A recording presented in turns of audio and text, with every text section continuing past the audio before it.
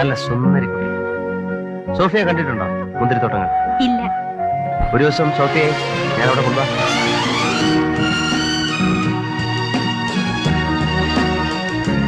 നമുക്ക് ഗ്രാമങ്ങളിൽ ചെന്ന് രാപ്പാർക്കാം. അതികാലത്ത് എഴുന്നേറ്റ് മുന്തിരിത്തോട്ടങ്ങളിൽ പോയി മുന്തിരി വള്ളി തളർത്ത് പോവുകയും മാതള നാരകം പൂക്കുകയും ചെയ്തു നോക്കാം. അവിടെ വെച്ച് ഞാൻ നിനക്ക്